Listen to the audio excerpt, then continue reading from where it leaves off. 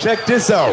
It's what the streets want to know. Hell yeah. That real, that raw. The drug's so powerful, it will make you sell the clothes off your back. It's straight drop, baby. Yeah, baby. From the people you want to hear it from. It's time to let the dog off the leash. Run. Chico, run. Chico, no. It's unleashed, reloaded.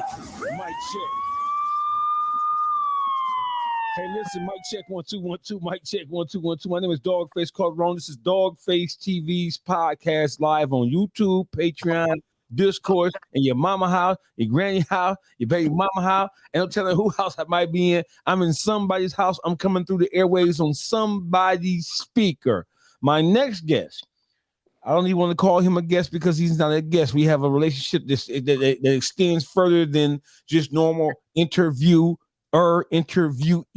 type situation. He is inarguably a legend, not just in the music game or in the streets of ATL, where he comes from. He is an ATLian, but his impact is far-reaching. You can't talk about Atlanta hip hop and leave him and his crew out of the conversation because it would be an incomplete conversation. Parlay is in the building. What's the word, Lay? What's going on, dog? How you? Man, I'm just doing what I'm doing. You know, they trying to get at me, P. You know, I got the what you call it? I got to do the Ali shuffle on them. Yeah. Listen, man. I ain't afraid of the drama. I'm afraid of the police. You hear me? That's what you always got to, because no matter. Listen, I just seen a post, right? That just said that the niggas who live the flashy lifestyle, right? The niggas who always trying to one up their car, car leasing, to get a new car just to keep up what's new and keep the new shoes, and them gonna be the first nigga tell on your ass. Yes, it is. You know what I'm saying? Uh-huh. So I don't kind of realize that nigga have to. Sometimes you gotta watch who you even try to share company with, because a lot of these niggas, even when it comes to the point of us speaking the righteousness of whole shit that niggas do. Mm-hmm. You know what I'm saying? A lot of times niggas say, "Well, Parlay, why you start doing the paperwork Sunday?" Mm-hmm. It's just because I ain't just. We're gonna talk about that too, because that was killer. You like long before there was a 1090 Jake, there was a parlay. Right. It's just because of the energy. You know what I'm saying? Mm-hmm. I was doing it on some real nigga shit, because from where I'm from, you can't tell a nigga snitching. You gotta show him. Mm-hmm. And the only way to show a nigga is to give a nigga that black and white or that videotape. Right. So you know where I'm from, you go tell the nigga, hey, your partner snitching, he gonna look at you crazy, especially if you don't got no black and white. Mm-hmm. You know what I'm saying? So if you produce the black and white, I felt like a nigga should see it and be like, oh damn, I ain't no shouting. And then they'll take the information and use it for what they wanted to. But right. But let me ask you a question there, lady. Let me tap in on that. So you just said, in my mind, in my thinking, I feel like that, okay, and where I'm from, and you got to show it. You can't just tell the motherfucker bold, because the motherfucker don't want to believe it to begin with, especially when you're talking about somebody who in close proximity to somebody else, they hurt by it. They don't want to believe it. So Paperwork Sundays, long before there was ever a 1090 Jake, I don't think people know this. There was Parlay with Paperwork Sunday. Now, I don't want to say 1090 Jake bit, but there ain't nowhere in the world that 1090 Jake got to doing what he's doing from Florida and didn't see what the fuck was going on in Atlanta. I refuse to believe that. You hear me? What do you think about that? You know what? I just feel like that if you're gonna do that, you got to be authentic with yourself. Mm-hmm. A pussy nigga can't call out real niggas. Mm-hmm. Only real niggas can call out real niggas. Right. Pussy nigga call out a pussy nigga. Right. Fake nigga can't call out a real nigga. Fake nigga call out a fake nigga. You gotta leave that to the real nigga. Certain nigga, when you doing what you're doing, you can't speak on other nigga business if that's basically not what you do or that's not your expertise. Mm-hmm. So if you got flaw in your motherfucking name, you can't speak about a real nigga because y'all not even in the same bracket no more, bro. You move yourself to a whole nother bracket. Right. You know, so I just feel like that, you know, it's just so much shit just came out about Jake that, you know what I'm saying, about the shit in jail, the paperwork. If you're gonna do all that, my nigga, if you're gonna be talking about other nigga shit, you can't have no type of participation in that shit. You know what I'm saying? So you know, go ahead, I'm listening. Sorry about that. No, I was just saying. So if you're gonna do that shit, bro, just make sure that you are somebody who can speak on that. And in your background, you don't got skeletons in your closet. Right. So do you feel like that because of the skeletons? I mean, no, it's really a rhetorical question. Because of the things that we've learned and gleaned about 1090 Jake's career as a gangster, as a street motherfucker, and that he has issues in his background. Those issues disqualify him from trying to call somebody else out for the same thing that he's accused of doing in many respects. I just want to be. Of course. Okay. It's like a nigga you snitching. But you know what? Thinking about this shit, Mm-hmm. it really ain't a difference. The difference is when you try to hide it. Right. Now, if you come and say, you know, I done been in these situations. Yeah, I'm on that type of time, so I can see. I know it take one to know one. It take one to know one. It take one to know one. Yeah. They could be a thing too, but I just feel like when you do that, you speaking about real niggas and you speak about authentic niggas and niggas who really paid weight. And some of these niggas who have told on niggas got background, they got street backgrounds. Mm-hmm. It's just you're no longer a real nigga. That's it. Mm-hmm. That don't mean you ain't no gangster no more. That don't mean that you won't bust a nigga head. You know what I'm saying? I know a nigga who listen, I know you. I've talked to you. We've sat down. We broke bread together. So when you talking, I got to stop and we got to break some of this shit down. So listen. You say, well, 1090 Jake, you got to be authentic yourself. So then you say, well, damn, well, shit, maybe not, because it take one to know one. Who better to be able to spot one than one himself to be able to recognize some of the ins and outs of how motherfucker be with the catfishing, with the long tail snitching, like my man OG Free would say. You got short tail rats and you got long tail rats. You know what I'm saying? So there's a bunch of shit going on. So you just said, and this gonna be a game-packed motherfucking episode right here. You said that just because a motherfucker may have told or broke bad, that does not mean that he is no longer a gangster. He still can be on gangster time, even though he a rat. Yeah. I need you to break that down, because some motherfuckers will say, Parlay, they would say, well, you give your gangster up. No, you give your real nigga up. You get your real nigga. See, nigga gotta understand. The real nigga club is a 1% club. Right. It's like the Illuminati. Mm-hmm. You can't first of all, it's nothing that you can get in. You have to be it. Right. And you have to be it so much that people can recognize it in you. Mm-hmm. Not just the people around you, but other people. Not just other people, but your ops, the people who don't like you. You got to be able to say, I don't like that nigga, but it's a real ass nigga, boy. That nigga. And that happens. Yeah. We all been there, done that. Yeah. You know what I'm saying? Once you lose that right there, you can no longer be another real nigga. Because once you do some whole shit, you got holes in you. And that's just what the fuck it is. Mm-hmm. If you could have had an immaculate street cred. You could be 45 years old, still trying to do your 1-2. You know what I'm saying? Nigga, still get some money. Right. Find yourself in a situation and say, you know what, boy, I can't go do 30. I can't do 15. I can't do 20. And then you cooperate. You're no longer a real nigga. Right. You can say, I don't give a damn what the situation is.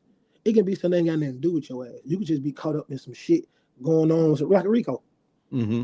You see what I'm saying? Right. If you say anything, a real nigga card is gone. Because one thing about being a real nigga is, once you experience so many different situations, you make sure that you choose and make choices wisely. That means you thoroughly investigate niggas before niggas start hanging with you. Used to hang with. Why they don't hang with them niggas no more? What they did? How you treated baby mama? How you spend with their kids?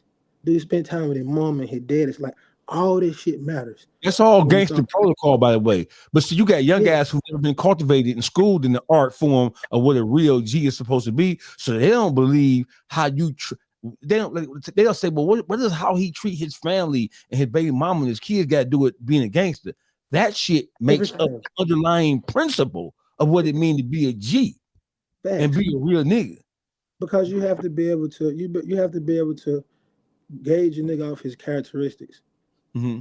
So if a nigga can't take care of his kids, then you already know he got some fucked up characteristics. Mm-hmm. But now that don't mean that's not a person that you can deal with. But now it's teaching you how much you can deal with a nigga and what level that you deal with a nigga on. You see what I'm saying?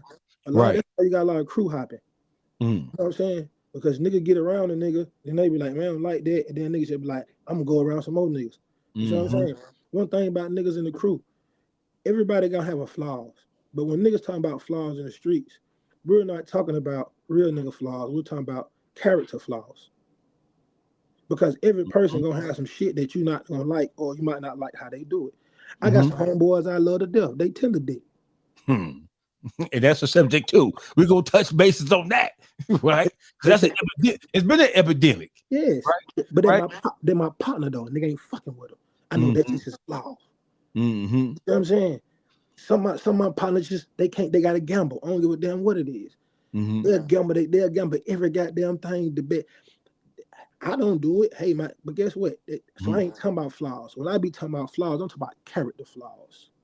You can, and when you dealing with gangster shit, you can only deal with a nigga based off his character. You know what I'm saying? Right. If you're not a good nigga to nobody else, how you gonna be a good nigga to you? Right. You can't take care of the people who love him longer than you know him. How you gonna take care? How you gonna love you? You see what I'm saying? If a nigga don't got no morals or no principles, how you gonna put your faith and your trust in this nigga with money in your life? You know what I'm saying? I don't understand, but when you're a gangster, you understand all these things. Because when you're a gangster, you done been through things, and gangster is not have anything to do with action. Gangster has everything to do with mentality. It has everything to do with mentality. Because if you can't think, you can't be a gangster. We, understanding being a gangster and what gangster is and what gangsters do. Our culture, black culture, we have taken pieces of everybody's culture and added it to what we had going on and made it what we wanted to make it. You know what I'm saying? But we heard about being gangsters from the mafia and the mob. You know what I'm saying? That's how we know what being gangster is. Pushing up on niggas, doing all this shit. But we took the action and not the ideology part of it. Because everybody in the mafia and mob, most of them motherfuckers was going to school. They was going to Ivy universities, bro. You know what I'm saying? Yeah, they was putting their people. Everybody done seen. If you ain't seen Deported, go watch it. Hey, you know what? We're gonna take our man. We're gonna make him a police. We're gonna make him a detective. You see what I'm saying? They understood. They understood business. They understood stocks and markets. They understood I'm not just when they extort you, just to extort you. You're gonna give me your money. I'm gonna put it in stocks and bonds. I'm gonna do this. They had put politicians. They weren't just doing the gangster shit. And not just that, they took care of their own community. Wasn't no police in their community. You know what I'm saying? They helped the old lady with the groceries. If the little boy got them cussing the grandma out who had been taking care of him, they beat his ass. Yeah, put the check down on him. Yeah. You see what I'm saying? So it's straightening about that. So the gangsterism comes in all other things other than just the action of doing something to a nigga. You know what I'm saying? If you leave the action of doing something to a nigga, that don't make you a gangster. I know civilians. I know niggas who work 9 to 5s, cool as a motherfucker. They're not on no gangster shit. But if you try them, they're gonna pop your ass. You see what I'm saying? And they'll tell you, if nigga come around here, I'm calling the police. And I don't look at them no different. Because they not gangsters. And the shit and the lifestyle that I live don't apply to them.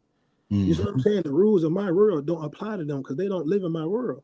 You see what I'm saying? So just because he got a gun, he say he'll pop you, that don't make him a gangster. Right. We got kids we see get locked up for shooting people at 12, 13, 11 years old. That don't mean they're gangsters. No, you know what I mean? That don't mean that at all. Exactly. Right. I got a question. Go ahead, listen. Go ahead, bro. I like to tell the young niggas, if I'm gangster and you gangster, and man, you get into it, and we bump into the club, and just say we run into each other at the club, and we have an altercation, we go back and forth. If I tell you, you know what, my dog, hey dog face, you know what, dog, you right, my nigga, you got it, my nigga. I'm gonna leave, my nigga, this your shit, dog. I leave, I go outside, and I get in the car, and you stay in the club doing your party thing, and you feeling like you don't got one up. Yeah, put that fuck nigga out there, bitch. It's my shit, nigga. You get drunk, you do all that. You come outside again, your car, and we leave in the parking lot. Who is more gangster? Mm-hmm. You see what I'm saying? Mm-hmm. You can't be gangster, you can't think, bro. Yeah. You see what I'm saying?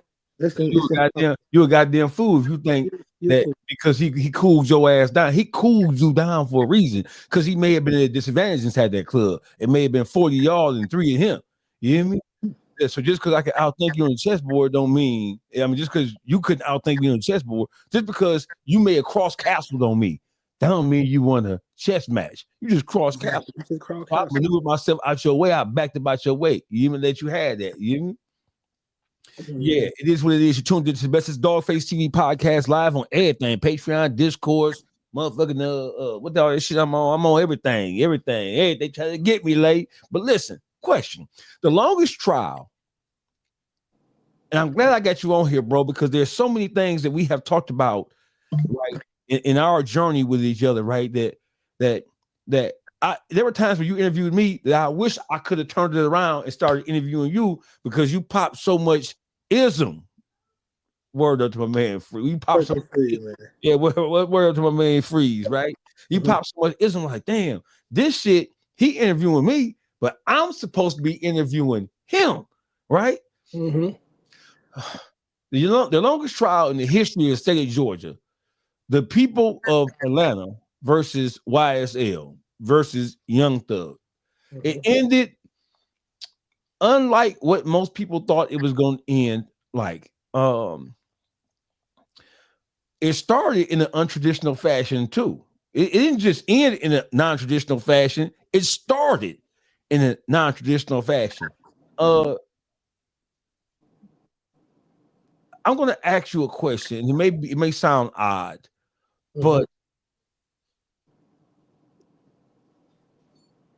what does the citizens of the city of Atlanta, what do they think about the YSL trial in this totality? Because there was a lot of money.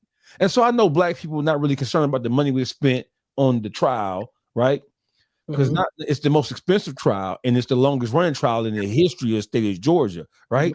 What do ATLians think about the case as a whole? It's goofy. Everybody always thought it was goofy. But I always thought it was targeted. You know what I'm saying? You know, I don't think it was bullshit, bro, from the get-go. It was just, bro, we don't have a lot of cases and we don't have a lot of people get done dirty and we don't have a lot of people be targeted, but not never to this extent. Right. We ain't never seen a whole bunch of people get locked up with really no evidence. Right.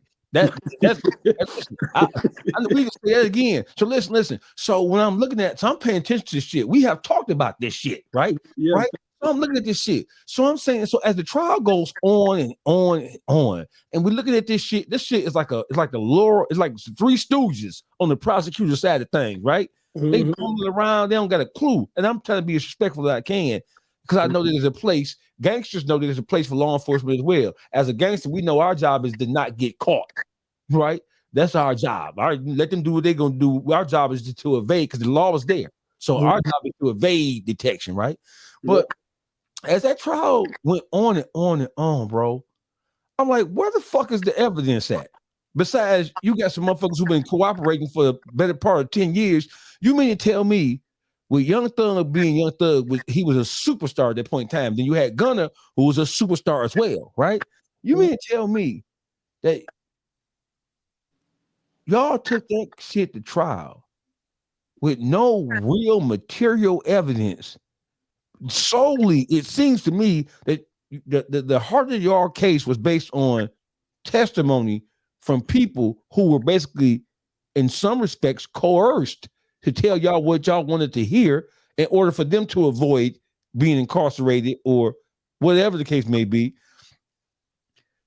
How long did it take you did you pay attention to the trial? I know you did, right? I was. How long did it take you to realize this? Because at first I thought they was in trouble. We knew this from we really knew this from the get-go. Saying, you know, one thing about the streets is when something happened, never believe nothing you hear in the first 7 days. All right, because every day is gonna be something new. Oh, I found this out. So anytime I hear something, Mm-hmm. I don't even never speak on that shit Mm-hmm. until 7 days. Mm-hmm. When it comes to court cases, I don't never speak on stuff because until the evidence start coming out, because you never know what the police got. But it's Mm-hmm. always hard to feel like what you think gonna happen and not sound like an ass when it don't happen. Mm-hmm. You know what I'm saying? Right. So one thing I knew from the get-go was though, is that all the people that they had in the case was getting retried. It's like double jeopardy. Mm-hmm. It makes sense. Because Yeah. most of the people who was on that case, who was getting tried for charges that they hadn't already went to jail for that charge and came home from that charge. Right. So I was just like, damn, how can they add all these things? And they like, it's a RICO. And I was like, Rico, you got to have like new information, like you got to have something. And I was like, well, maybe they got some. But when Right. nothing, when nothing coming out, when nothing coming out, I'm just like, what the hell going on? You looking for people who I know for a fact them went to jail for their time and came home. What it was is they was trying to say that everybody thug was making everybody do. So what it was is all us YSL and I do something, okay, and I get caught for it. They were trying to say that whatever crime I did, Thug told me to do it. Mm. You know what I'm saying? No matter how small or how petty or how insignificant or how based on what we know about him, that shit ain't no shit that he sanctioned. That ain't no shit that he did. But everybody was saying that though, like, you know what I'm saying? You know, ain't no Atlanta. This how Atlanta goes. All right, we from the same. We gonna say dog lane. We're just gonna use dog lane. Mm. We from dog lane. You know what I'm saying? So we the dog lane crew. Mm-hmm. All us together. See, in Atlanta, when the crew happens, it really ain't no leader. The leader always emerges. Mm. And the leader that always emerges usually is the nigga who make the most money or the nigga who got the most influence. Let me say it again. The nigga who make the most money or the nigga who got that's usually what it is. You know what I'm saying? So it don't really be no leader. So when niggas start doing shit and we all repping the same thing, then people start saying, oh, all of them together.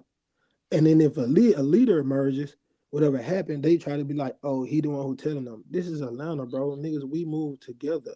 And then if me and you together, Dawgface, and I go punch a nigga in his shit, nigga can't say Dawgface told Parlay to go do that. Nigga, I did the fuck I wanted to do. And they was trying to make it seem like everything that was going on, and anybody said if anybody said they was YSL and they had a pretty much a case going on, a similar case, or if Thug said their name or they seen them in the video or some shit like that, then they was just trying to pinpoint it. It was just a whole bunch of bullshit, bro. Got you. You know what I'm saying? We ain't gonna talk about the YSL trial too much longer.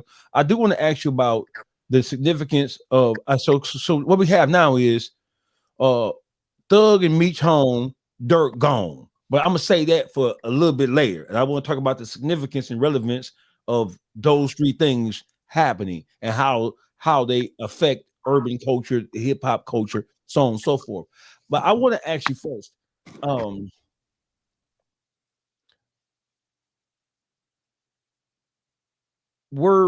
did the YSL trial, did it teach street niggas in Atlanta anything?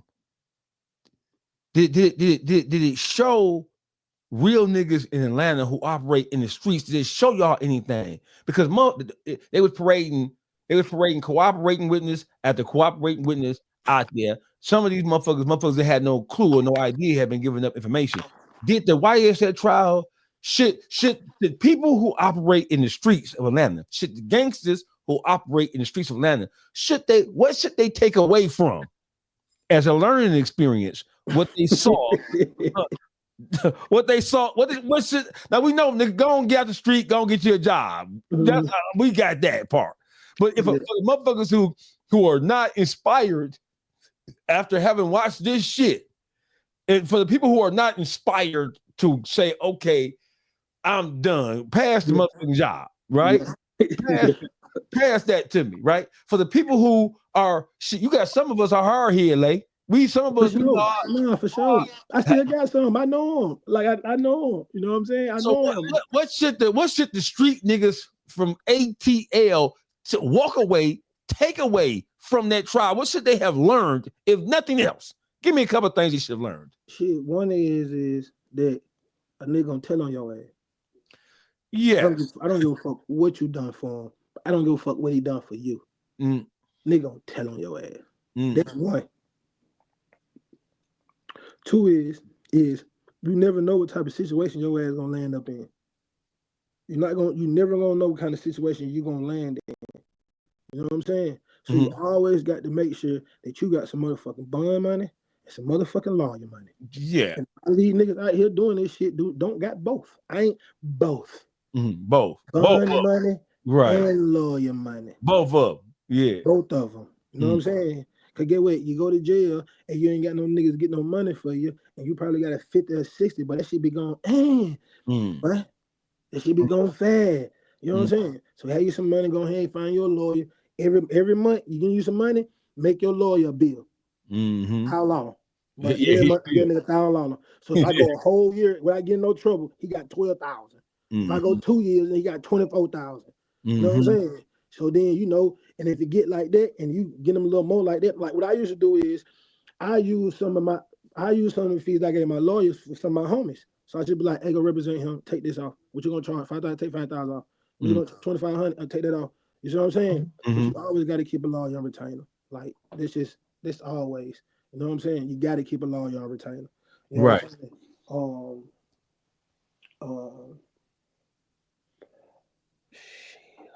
Stay the fuck out them folk way.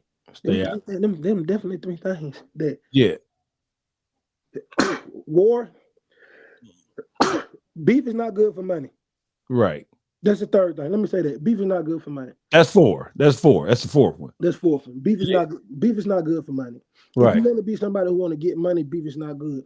So if you get money and you have an altercation, if you can sell it in any type of way other than beef, do that. Beef is I don't know why everybody be so quick to beef so right now, bro. You know why? Because everybody niggas ain't getting money.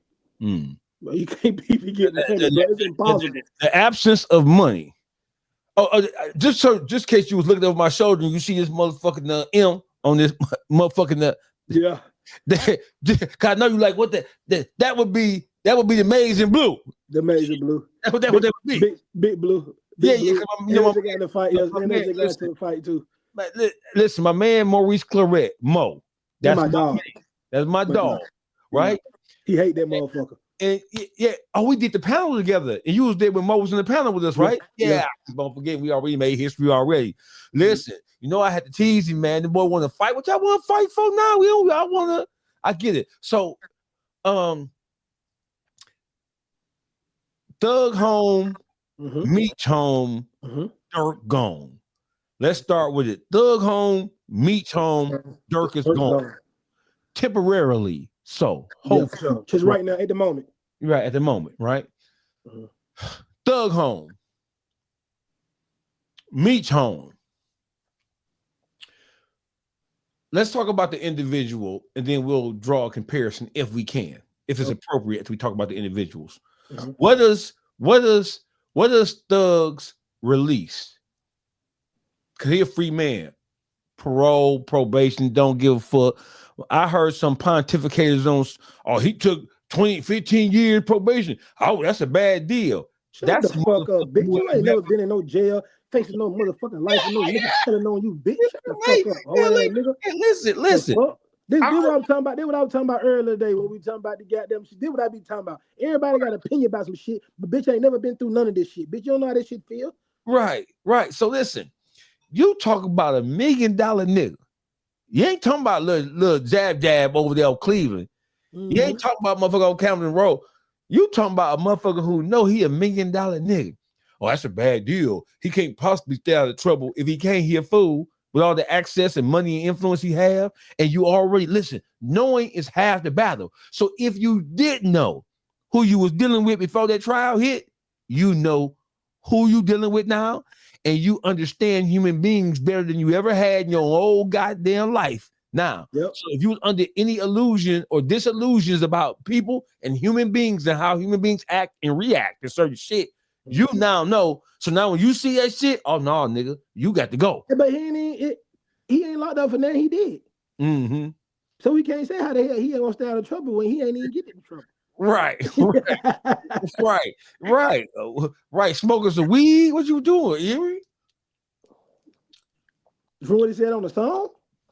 Yes. Man, I'll sit y'all ass down. What he said in the song. What is Young Thug's? So he can't come back to Atlanta for 10 years or something like that. For 10 years or something like that.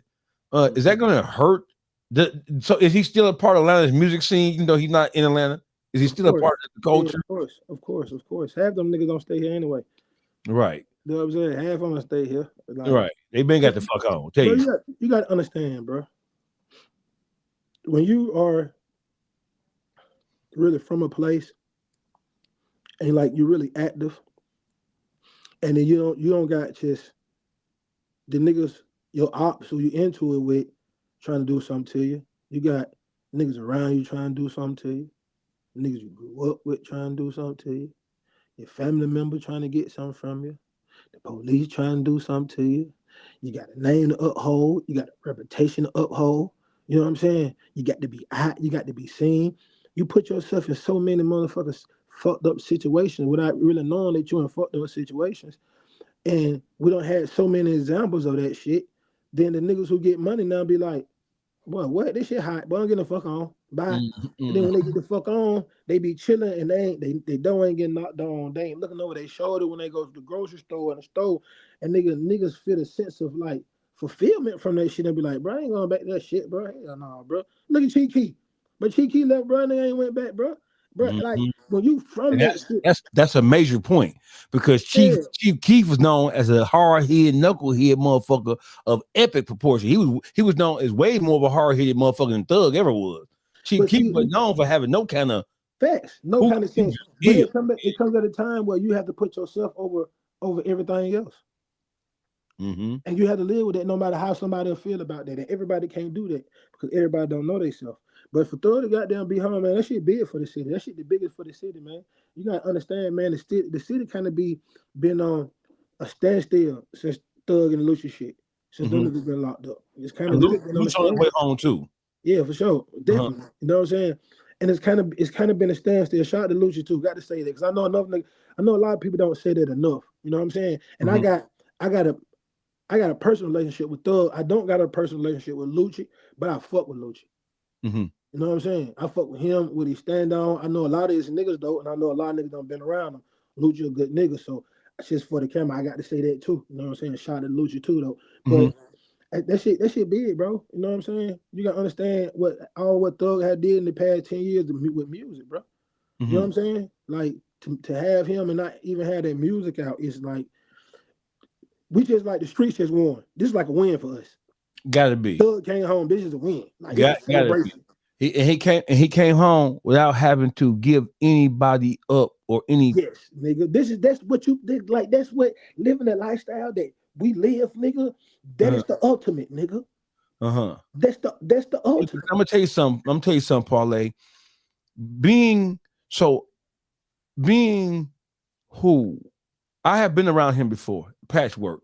And I was put in a situation where I was around him at Patchwork, and I had the opportunity to be around him and chop it up with him. And this is at a time when the whole world was saying he's gay, he wear dresses, wear lipstick, fingernail polish. I was coming back to Detroit, telling motherfuckers Detroit, that boy, this ain't no Wizard of Oz shit. Ain't no motherfucker behind the, you hear me? You fuck around and fuck around and fuck around. We're gonna leave it at that, right? But when you talk about, like, when you said it was a win for the streets, I want to be responsible when we say that, because a lot of motherfuckers like the win for the street. Look at all the shit he was accused of doing. Yeah, you can be accused of a lot of guys. Donald Trump was accused of a whole lot of shit. Donald Trump got 35 felonies for all you naysayers and motherfuckers who mad about him getting kicked loose out that motherfucker, right? Donald Trump is a convicted felon 35 times over, and he's the president of the United States of America come next month. You hear me? Listen, if you got a felony, you can't never have no firearm. Donald Trump can have a firearm, right? You got motherfuckers who can't, they won't let you live in it. If you fill out an application for a house or an apartment in a certain area, if you got bad credit or if you got felonies, they won't let you move in that apartment in your name. Yep, facts. And here it is, this nigga got 35 felonies, and he's the president. He's in the most important office in the world. You know what, dog? This shit's sad, bro. I be saying, but I think about shit like this all the time. And the reason I'm saying it because we having to really break down street talk and real nigga talk, bro. To everybody, all these people who think they street, bro. That's fucking sad for people not to even like. I like to say this, bro. I'm not for everybody. I'm for who I'm for. So if I say some shit, if it offend you, fuck you. If you don't understand and you don't ask me for clarity, fuck you. I don't give a fuck because what I live and the shit I think about and the shit I had to overcome, bitch, y'all could never even understand the way my mind works. You see what I'm saying? This is a win for the streets and the street niggas and the niggas who done been through this lifestyle, nigga. For a nigga to go home, nigga, and to be in the motherfucking system where niggas trying to fuck over you, nigga, and you get up out that motherfucker, nigga, that's a win. Even regardless of him being a rapper, he could have been a regular street nigga. Right, it's a win. It's a, we got to take our wins. We can take them. Hell yeah, bro. Listen, bro. If I can go free all the drug dealers, bro, I would free all the drug dealers, bro. I free all the drug dealers, bro. You know what I mean? Drug dealer got life in prison trying to feed their family. Them niggas weren't even really on no gangster shit. They were just selling the shit out some dope. Just selling some shit out some dope. You see what I'm saying? That's it. My nigga gone forever trying to feed their family because we know how to hustle. You know what I'm saying? So anytime a nigga got done get us, listen, it's a lot of people do a lot of fucked up shit. So if we was to salute anybody at whatever milestone or life stone or anything they accomplished or overcame in their journey in life, if we was to do that for everybody and we had to put an asterisk by it, nigga, a lot of people wouldn't get saluted because a lot of these niggas are real hoe ass, bitch ass niggas and got a lot of skeletons in the motherfucking closet. You see what I'm saying? So when we speak, we just gonna speak in general. If a motherfucker don't get what we talking about, fuck them niggas, bro. We ain't gonna break it down. Let them nigga break this shit down in the comment. Let them nigga do a side-by-side video about what we talking about, how we talking about, so we can get on their post and strain their ass and show them how real niggas do. Listen, bro. I keep telling niggas, bro, this real nigga shit, bro, we gotta stop explaining all the time. Cause the more we explain, the more these hoe ass, fake ass niggas who don't know how to live this lifestyle start getting more details and insight on how we think, move, and how we operate.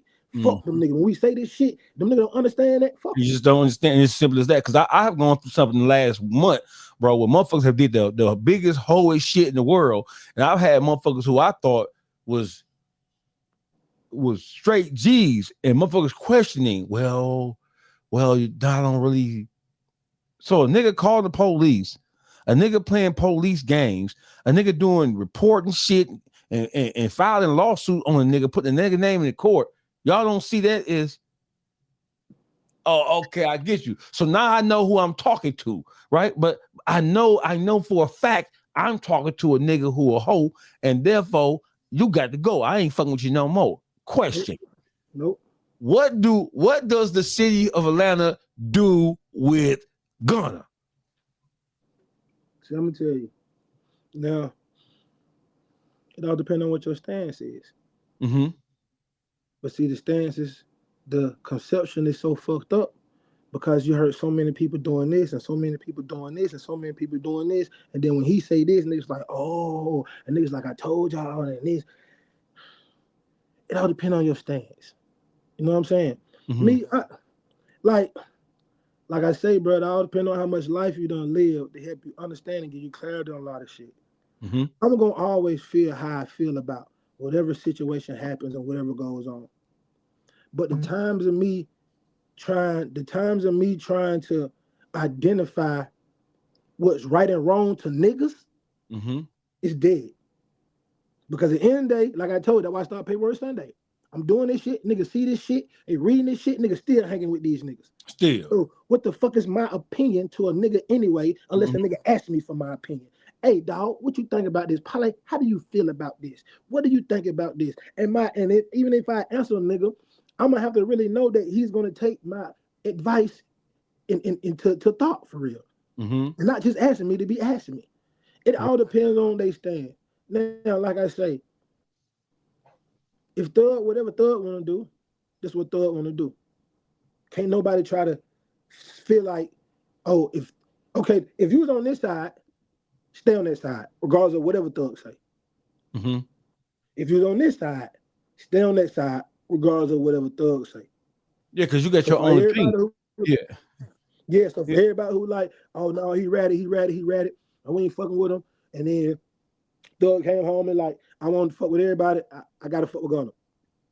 And niggas like, oh shit, well maybe he not a rat then. Goddamn it, Thug goddamn said, and me he ain't said then. If you said at the beginning and now you changed because what Thug saying, you a bitch ass hoe ass nigga, bro.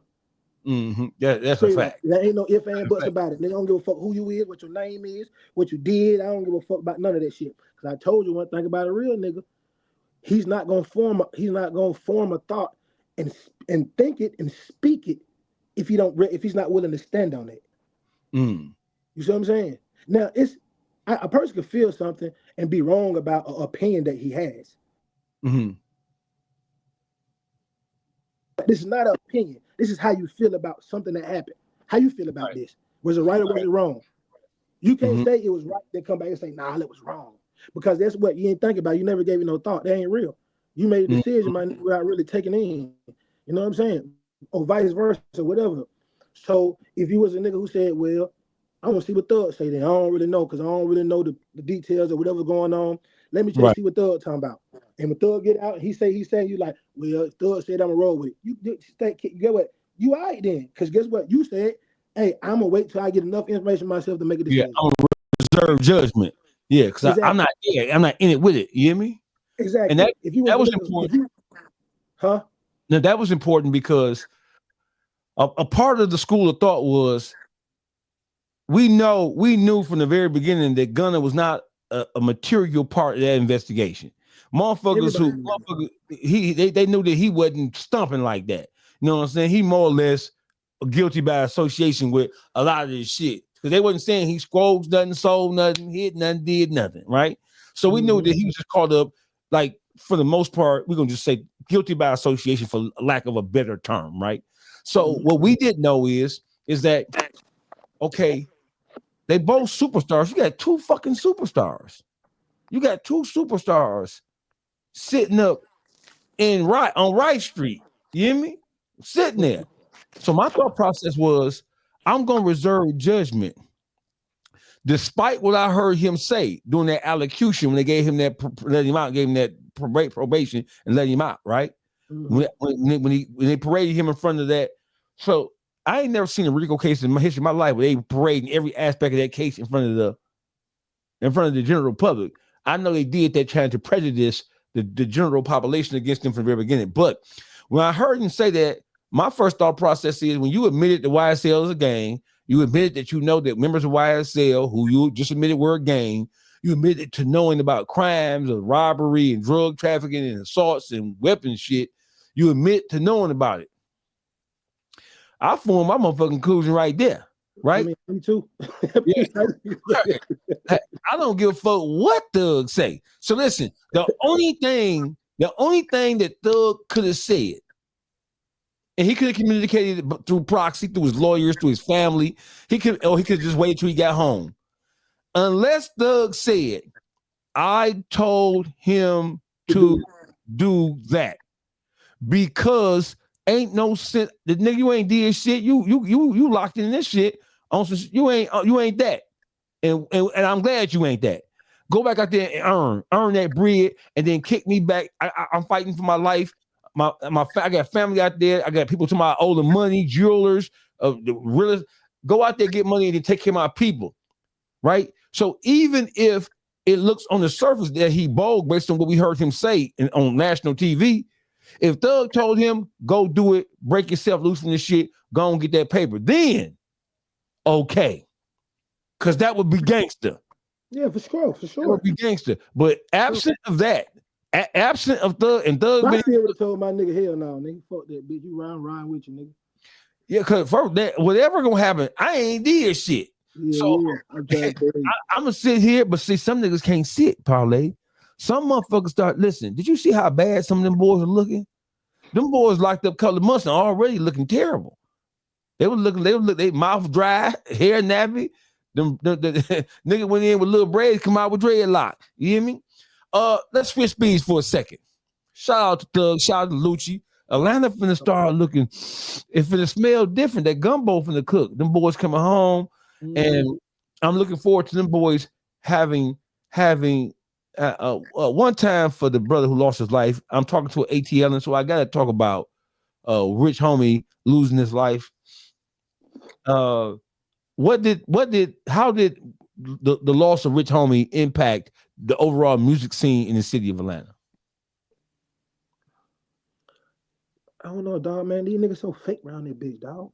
Like, I be the wrong nigga, but I mean, we had this conversation, dog. I be the wrong nigga had this shit about city shit too, for real. Right. I'm actually because I know these niggas said fake, bro. I'm just being honest, bro. These niggas just be fake, bro. I know real love. I know what niggas fuck with nigga, real nigga, bro. Like, you gotta understand, bro. Rich Homie Quan was like my third or fourth interview when I first started doing An Apartment with Parlae. Yes, sir. Me like, boy, hey, boy, I got to get on the podcast. But Rich Homie Quan used to have some of my little homies. Some of my homies used to be around Quan, like for a long time. Like, was the ones that moving around them. Like, yeah, this, like, yeah, niggas ain't fucking with them. Like, you know what I'm saying? So I know Quan. You know what I'm saying? And goddamn it, me and Quan used to talk. We used to have a lot of conversations. You know what I'm saying? But a lot of conversations. When we talk, we talked it. You know what I'm saying? We'll talk about some of everything. You know what I'm saying? And I just feel like due to the circumstances of what was going on, I felt like it brought more awareness to the situation. Right. But as a city, bro, like you say, niggas is hard-headed, bro. They definitely hard-headed. Niggas is hard-headed, bro. I don't feel like people really celebrated Quan, right? Like what he meant, like his impact on the city. The impact that Quan had on the city, I don't feel like he was celebrated to that magnitude ever. Being honest, right? You know what I'm saying? Because to tell you the truth, bro, in that era, so I don't even know. So from Rich Homie Quan to Thug forward, when they first, there was no conflict. There was love between them guys at the onset of it, right? And Rich Homie Quan was on fire. You know what I'm saying? So Rich Homie Quan, he lended his assistance to a lot of Atlanta hip hop culture to help. He carried the city for a minute. Yeah, he did, he carried the city. That boy was on fucking fire. Got you. I want to ask you a question, and this is, I'm gonna put you on the spot. Sorry. What do you think about rappers who are not from Atlanta moving to Atlanta? Is there a requirement for a rapper who's from like Louisiana or New York or California or Miami or Houston? Is there a requirement for a rapper who chooses to make Atlanta home? Is there a requirement for them to kind of like? I don't know now. I don't. I'm gonna tell you why I don't know now, because I ain't around these niggas.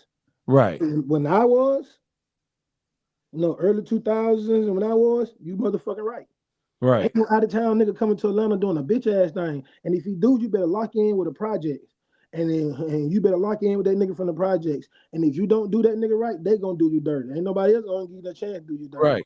And if you come from out of town and you come to Born Home, you lock in with Parlay, and Parlay like, this my nigga, dog my nigga. This dog my nigga ain't fucking my dog, he doing the music. My project's gonna start moving with you because they moving with me. You see what I'm saying? And if you do something to our disliking, it ain't gonna be no dog just left and went over there and started hanging with the other Parlay them. No, Parlay them is gonna fuck dog up, and everybody gonna be like, nah, we ain't fucking with Shouted, and then the city ain't gonna fuck with you. Right.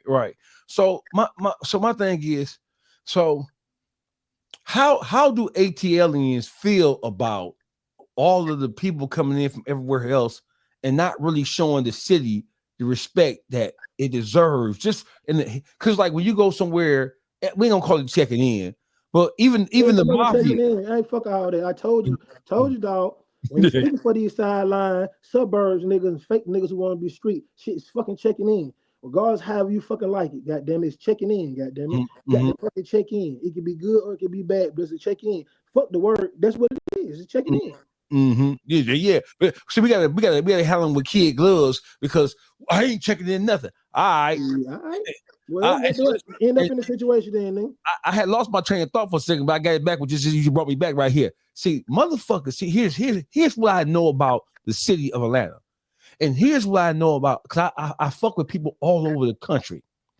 Motherfuckers thought up until about 4-5 years ago, people who were not from Atlanta, they thought that Atlanta was just the home of strippers and big booty bitches who don't mind selling a little puss.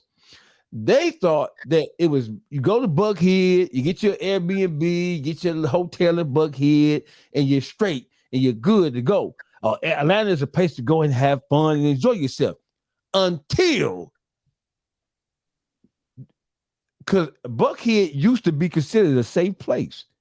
And then Lenox Mall, bro, there wasn't no motherfucking police, detectives, and metal detectives. It wasn't no, because you got to think back then, bro. I didn't have to leave the West Side.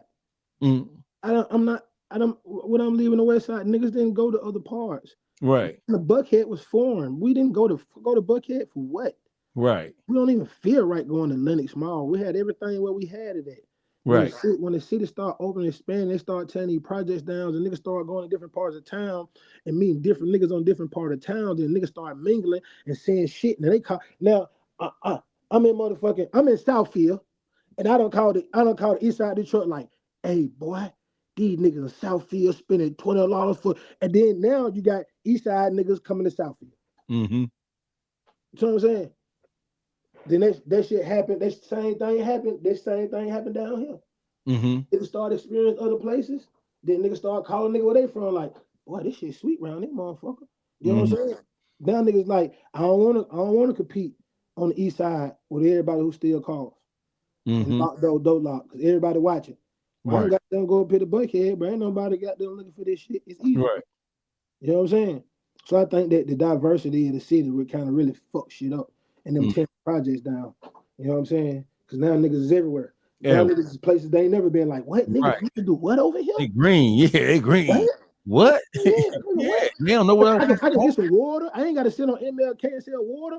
I No. come up here to Lindbergh and they're gonna buy all my water and they're gonna give me $5 of water because they like what I'm doing. Oh, shit, nigga, we catching the bus. Right. That's what happened. Yeah, Lil Durk gone, bro. Hopefully, it is not for an extended period of time. I gotta kick it with you real about this shit, bro. Yeah. I pray for Jesus, and I'm not even a Christian, but I pray for Jesus that Dirk didn't allow the pressure of the public saying that you must do this, you must do that. I pray that he didn't allow himself to get caught up in that mentality, in that ideology. I pray that he didn't allow that shit to happen to the point where he booked himself. He didn't do that from what I seen though. Yeah. This is inexperienced niggas around you. Yeah, I'm looking. I'm seeing some of the evidence they say they got against him.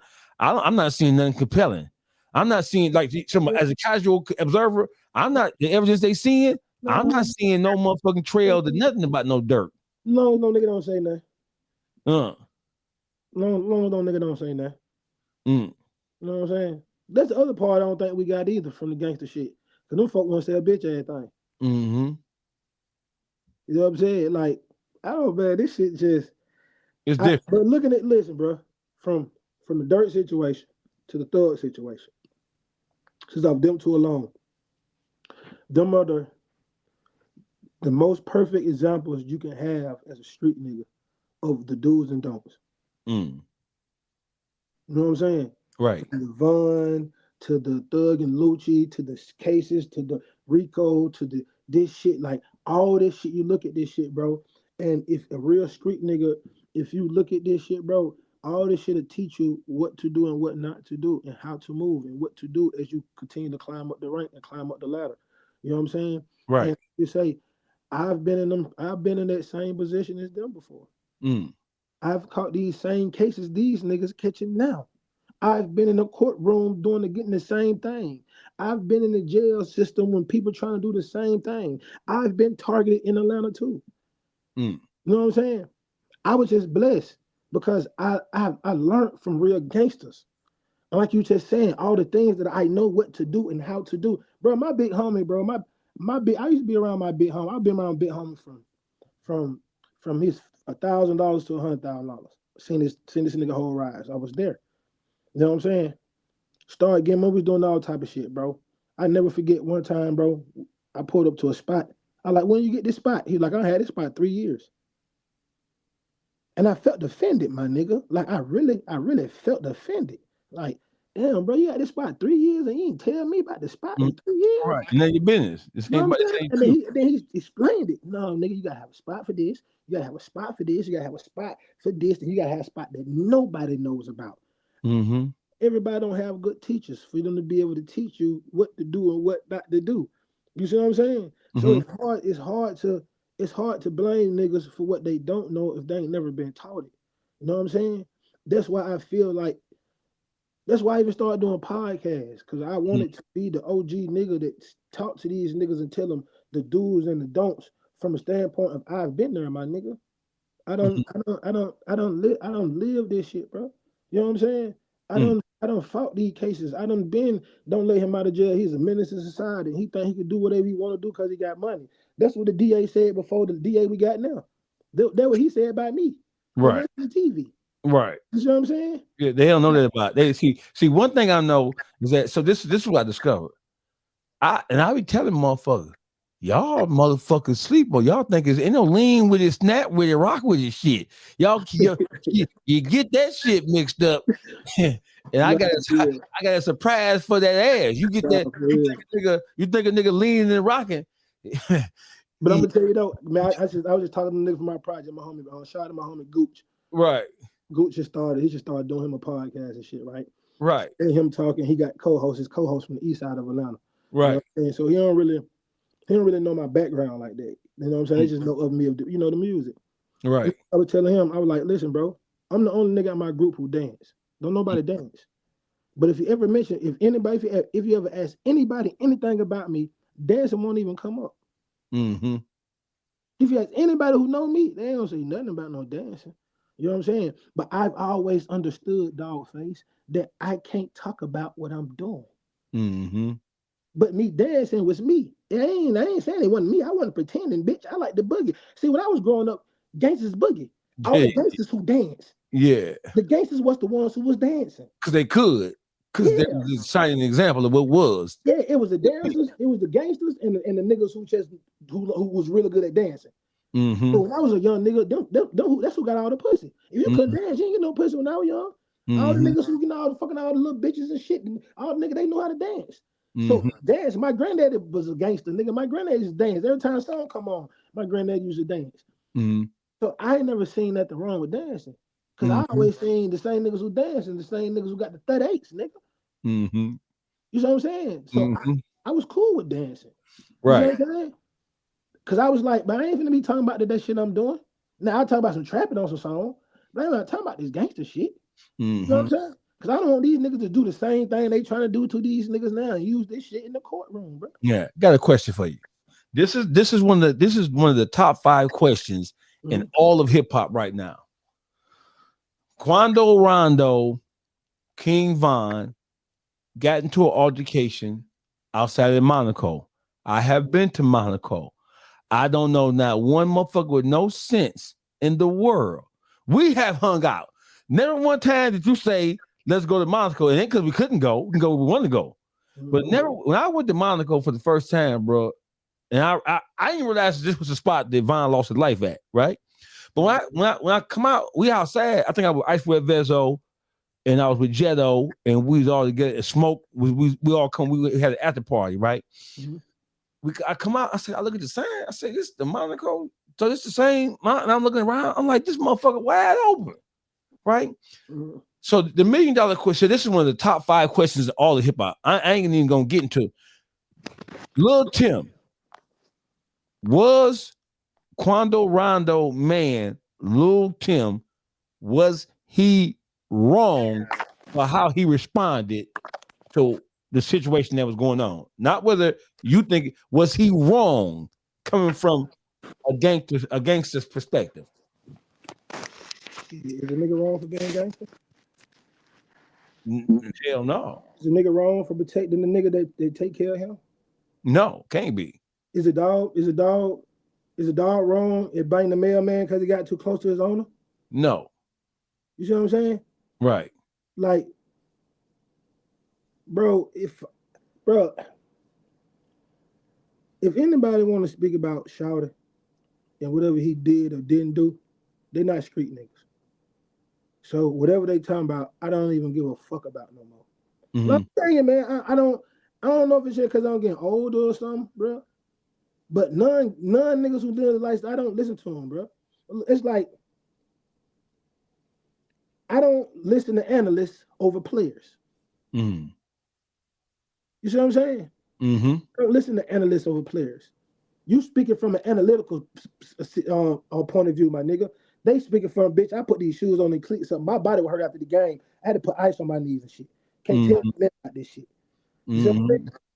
If like, what we talking about?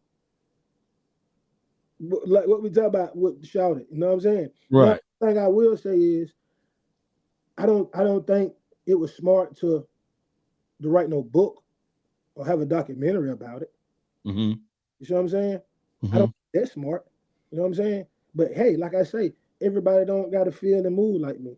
If I was in that situation, I wouldn't even say nothing about it. It would have just been what happened, been what it is. That's what it is. Mm-hmm. Question: podcasting, the world of podcasting, and you specifically podcasting, it has come under fire, right? You have people in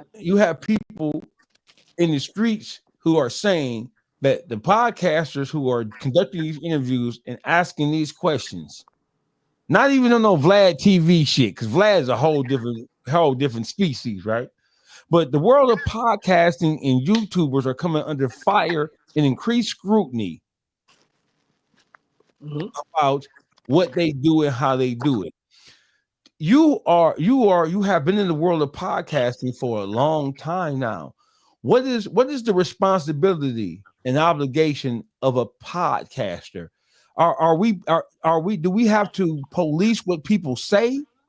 Do we have to censor what people say? Is it our responsibility to bark a motherfucker down and wrench a nigga down when a nigga trying to go up on a situation or on another person when we interviewing them? What is the responsibility of a podcaster in terms of trying to control or rein in somebody who a loose cannon? It all depends on your mate. It all depends on your mate. All the daddies don't discipline. Some of the mamas do. It all depends on your take. Everybody's not a person that can speak on somebody else. Everybody's not a person who can speak on another nigga's situation. It all depends on what you take. So when it comes to this podcast space, certain people are gifted in this space. Some people have the you know, what the word, the jazz, whatever the fucking word. Right, some right. niggas, know how to pop it in the street. They know how to pop it good enough. They know how to finesse this play like that. Yeah, some niggas got the knowledge to really know what the fuck they talking about. Some people have been through it. It's all depending on your take. If you're an analyst, don't tell another. If you're an analyst can't tell another athlete what they feel like they should do, bitch, because you never did it. Let another player tell them. You see what I'm saying? I feel like it's your take. You know what I'm saying? I feel like I can talk about what the fuck I want to talk about because I've been through it all. I don't feel like another nigga can do that. I can talk about what the fuck I want to because I don't have them characteristic flaws. Most of these niggas do podcasts do. Right. You see what I'm saying? Half of these niggas never got no real money, never had $1 million. Half of these niggas never been in jail for no serious shit. Half of these niggas ain't never had to take care of no niggas. Half of these niggas ain't never paid bonds and lawyer fees for multiple niggas at multiple times. You see what I'm saying? Right. None of these niggas been the leader of their crew. So when it comes to certain things, it all depends on who you talking to. Some niggas I'll be like, shut the fuck up, bro. What are you talking about, bro? Right. Keep talking about relationship goals. Right. Yeah, keep doing that. Yeah, don't fuck out. Leave the gangster shit alone, bro. Talk about relationship goals. or the gangsters. Hey man, stop trying to tell these niggas what they need to do with their baby mama, bro. When you don't even really base take care of your kid, like it all depends on your lifestyle you living. That's why podcasts is. That's why it's so many different podcasts, because you get different things from different shit. You see what I'm saying? When I want to hear when I know I want to hear the God of the truth about a motherfucking situation, unfiltered, I can't wait to hear what Dawgface got to say about it. You see what I'm saying? Because I know I'm gonna get it unfiltered. You see what I'm saying? No matter who it is, it could be his motherfucking brother. It could be his pappy. Anybody. You see what I'm saying? Exactly. So when you say stuff, I listen a little different because I know it comes with no biasness. You see what I'm saying? Right. I can't listen to everybody like that. I can't listen to their opinion. I get on social media every day and get mad because I feel like a bitch ass nigga talking out of this motherfucking circle. You see what I'm saying? Right. So if you do podcasts, bro, do what you good at, bro, so you can be great at that shit. Don't get in another nigga lane. Don't get into this shit to be messy. You can't do what Dawgface do. Cause he ain't gonna be able to stand up how Dawgface stand up when the cameras ain't motherfucking off. This might not be a smart motherfucking role for you to take. You see what I'm saying? Make it a little sticky for you, player. Might get a little sticky for you. I ain't probably listen. I'm just gonna throw out 3 or 4 names, and I just want you to tell me what you think about them off bail, right? All right. Whack 100.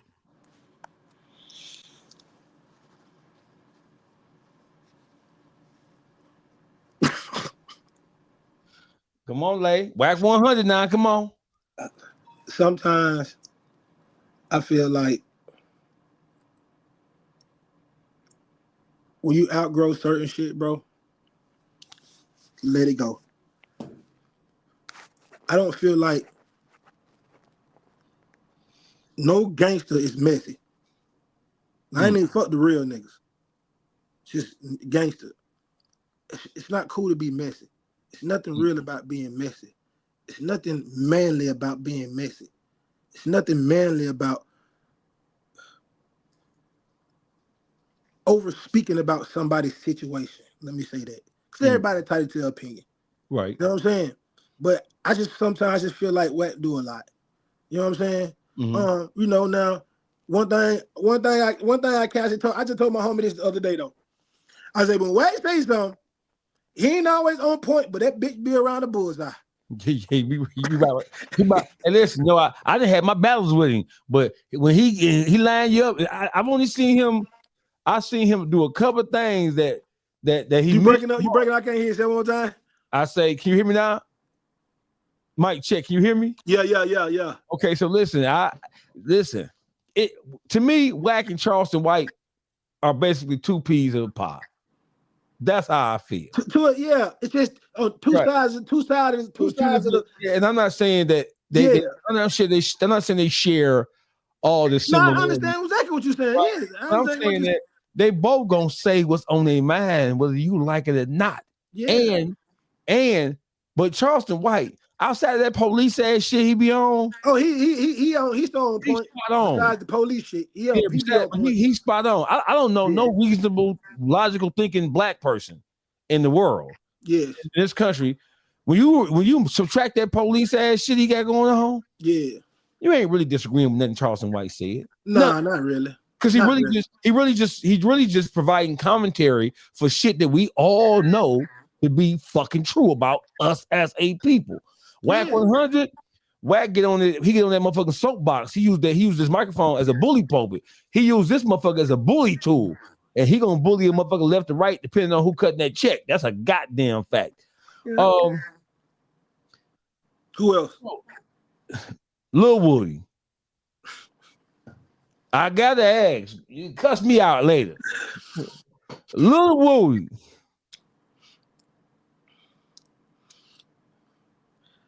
I think the moment that he was in got too big for him. Right. And he did what he did. And he didn't expect it to come back full circle like it did. This is full circle for your ass. Yes. And I think that he really regretted it. Mm-hmm. You know what I'm saying? Like you gotta understand, bro. When it comes to a street nigga, it's truth and everything. Right. Even if 90% of it is a lie. Mm-hmm. It's truth in everything. You know what I'm saying?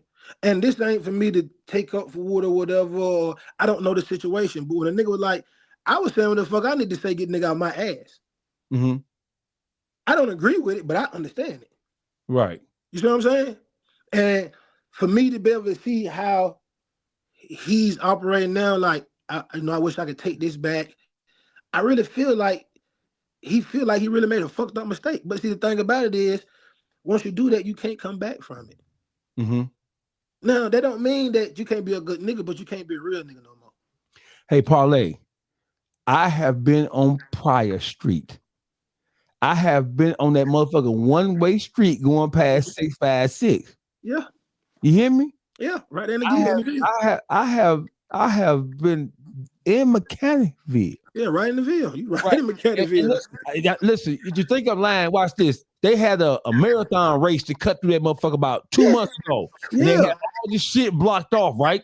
Yeah. I'm there, right? Right, because what motherfuckers don't know is that I run. You hear me? So I was running in that race. I didn't do the whole thing. You know what I'm saying? But I did me a good couple of miles, right? Yeah. So so I parked my vehicle.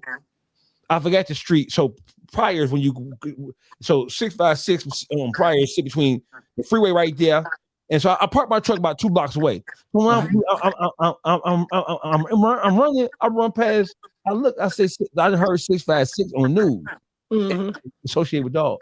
So I run past there and I see all the cars. You gotta walk around the corner and go to the door, but the parking lot on the side. Yep. Right. So I don't see nothing but exotic high-end shit. And guess who I seen out there? On the corner doing the video vlog, Woody. Out right there by the dope, by the front street. Yes. Yeah. Without the video. Without a fear or concern in the. See, I'm gonna tell you why. Nigga know how little Shawty get down.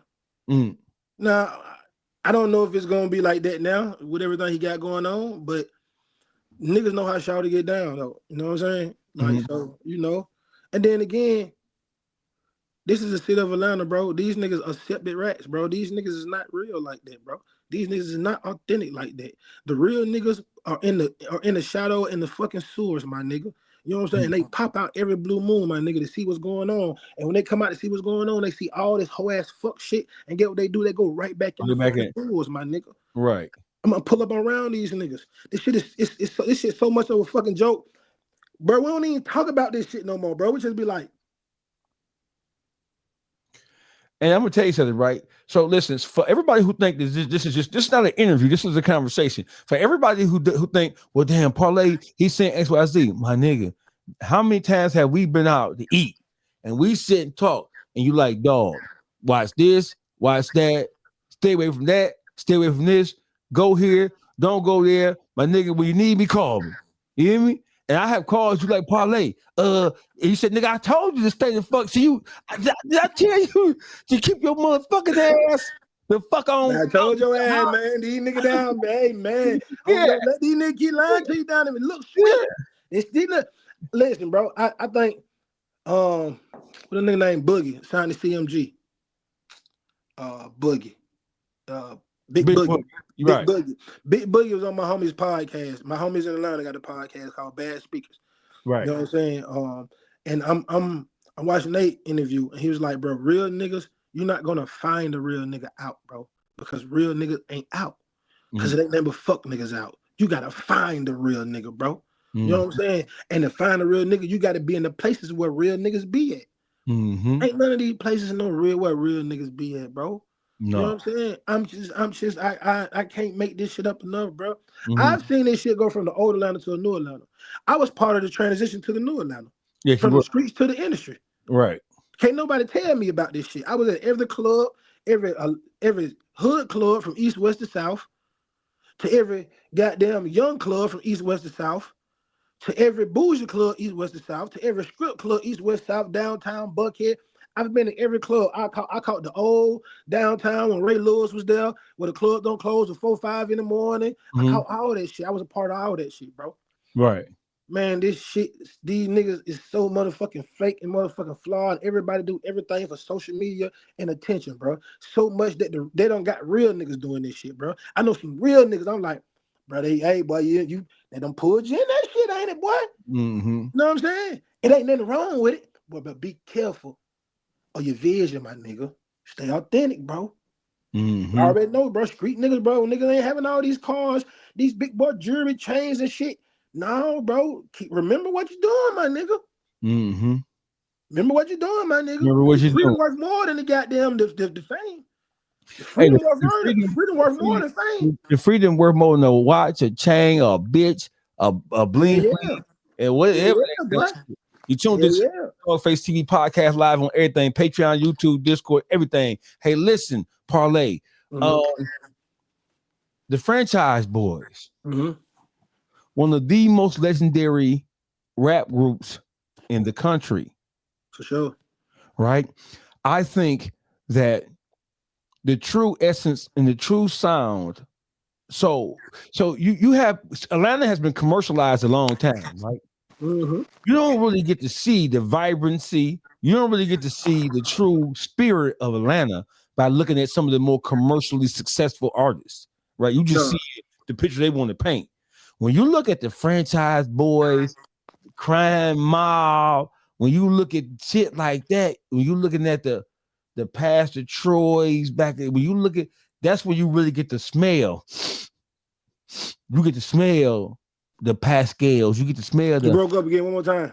I say you get to smell it. See, a lot of the commercially successful artists from Atlanta, they don't really give you the real. Boy, your ass sound like computer love, boy.